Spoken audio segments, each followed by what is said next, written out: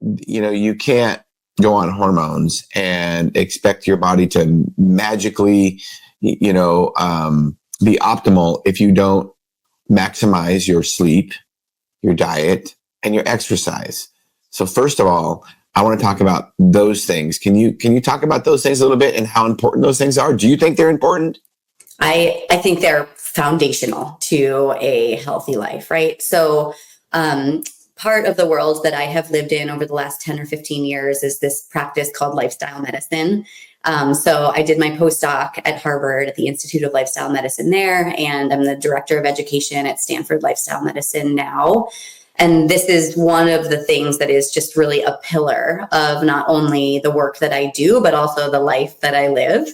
And so, I call it baking the cake, right? Is you've got to make sure that you put all of those ingredients into the cake first. You want it to rise. You want it to bake appropriately in the oven when you get all those ingredients together. And then you can start to think about how to put those, buttercream frosting, although we're all avoiding sugar these days. But you really think about what you can do to add on, but without exercise, a proper diet, sleep. I would add stress reduction and probably some social connection in there. Those pieces are foundational. And if you don't have them, then, things really do start to go sideways from a health perspective. Exactly. I love your analogy. And I didn't realize it until you really said it, but we always say, oh, that's just icing on the cake. And I think I've even said that about sauna therapy or red light therapy one time. Well, yeah, that's just icing on the cake once you maximize the other things. Yeah, for sure.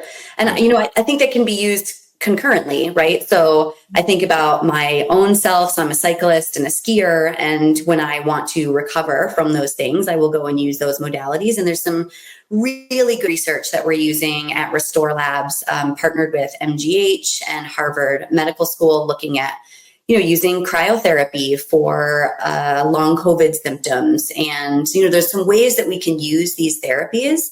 But even in that case, we would want to make sure that people are doing these foundational behaviors in their life before we start to think about how we can add on.